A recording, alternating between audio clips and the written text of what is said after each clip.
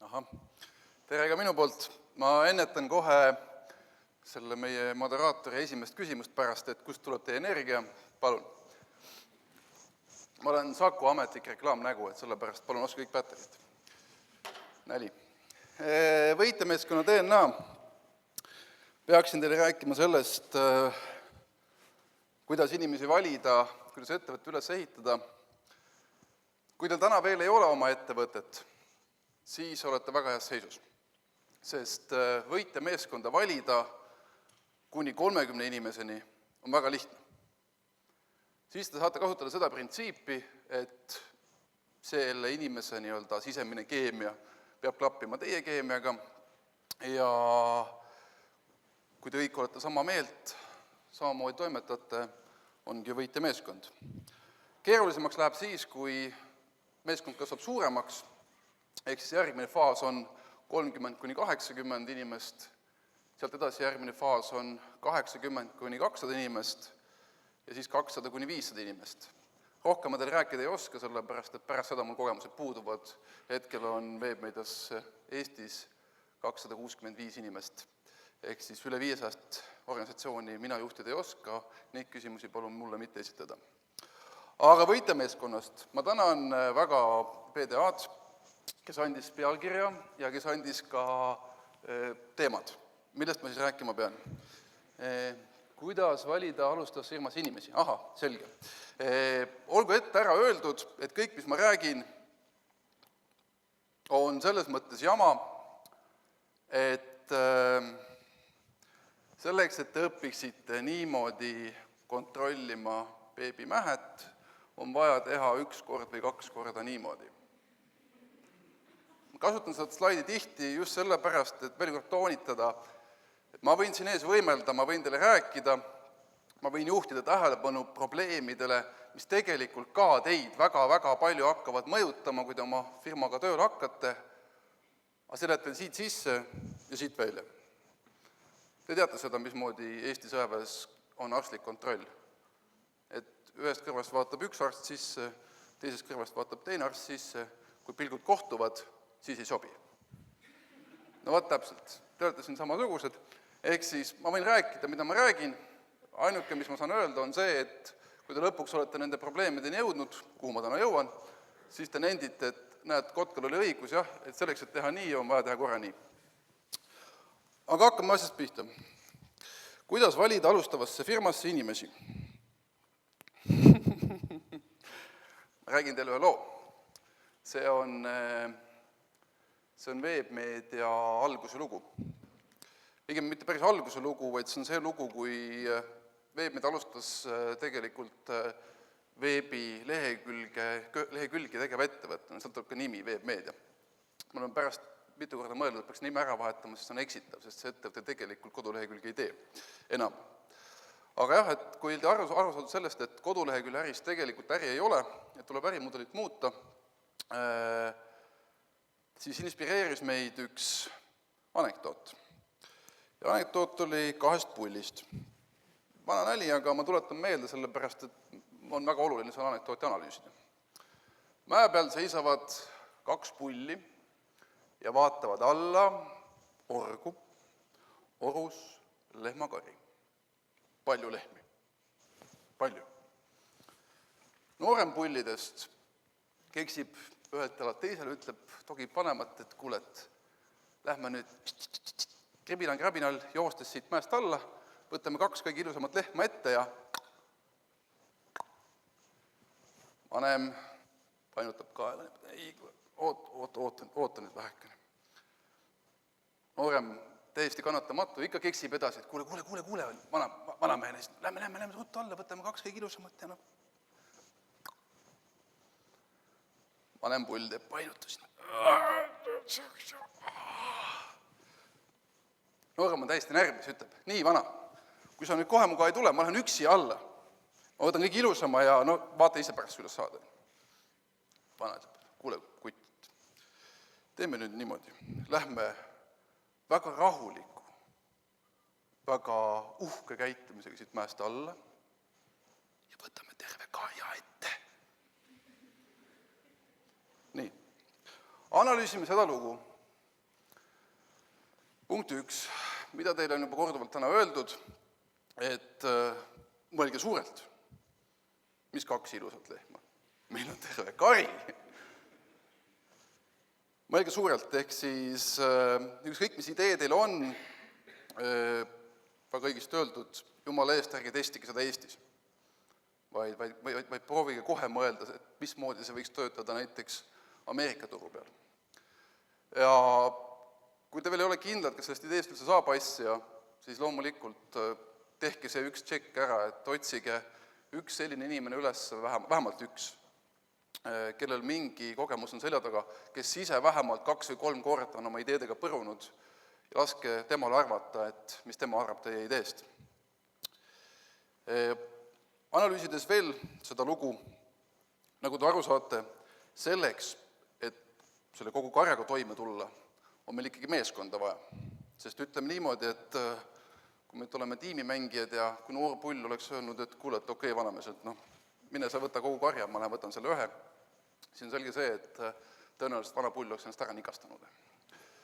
Mistõttu oma meeskonna valikul teil peavad olema ühed eesmärgid. Te peate seda sihti nagu jagama. Ei saa olla niimoodi, et ühe poole meeskonna eesmärgiks on teha ainult pool rehkendust ja ülejäänud meeskonda tuleb teha 2 rehkendust. Ja see tundub sellise tühise probleemina, aga tegelikult ei ole. Ja ülioluline on omavahel kokku leppida ja läbi rääkida. Sõna otseses mõttes füüsiliselt silmast silma meeskonnaliikmetel omavahel läbi rääkida võimalikud tulevikustsenaariumid. Sest mis selliste alustavate ettevõtetega juhtub, on muidugi plussnäited, on miinusnäited, aga esimesed 3 kuud on kõik powerit täis. Loomulikult, uus äri, teeme ära. Esimesed pool aastat olete ka powerit täis. Esimese aasta lõpuks avastate, et ohoo, et algne äriplaan ei olegi nii kiiresti teostatav, kui me plaanisime. Ja teise aasta lõpuks avastate, et kurat, me oleme ikka samas kohas, kus me olime esimese aasta lõpus. Ja nüüd on probleem.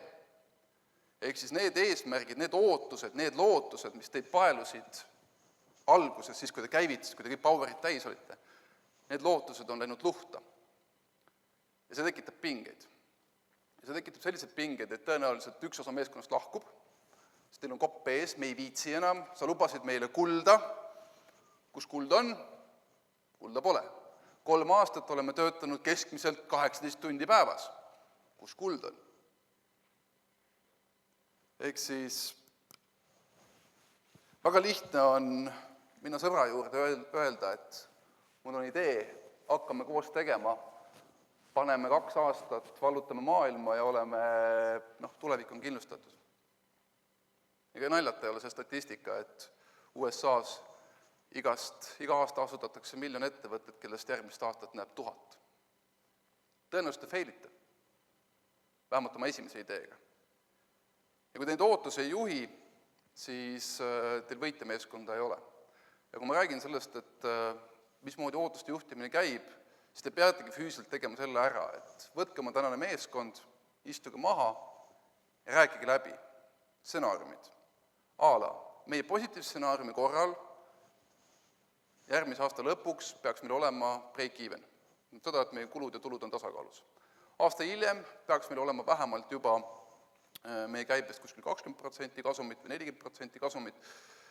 Ja seda kasumit, jälle see on otsustuskoht, me lepime tiimis siis kokku, kas me siis jagame mingis osas ära, et parandada oma elutingimusi, või me paneme firmasse tagasi. Aga need kokkulepped tuleks teha vähemalt mingil tasandil ära enne, et ei oleks võltslootusi.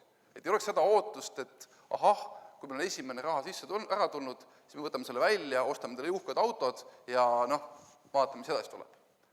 Kui me kokkulepped ette ei tee, siis tõenäoliselt selleks hetkes, kui raha tekivadki esimesed pinged, sest teie võib-olla tahate firmat edasi arendada, tahate rohkem investeerida, teine inimene tahab endal korterit osta.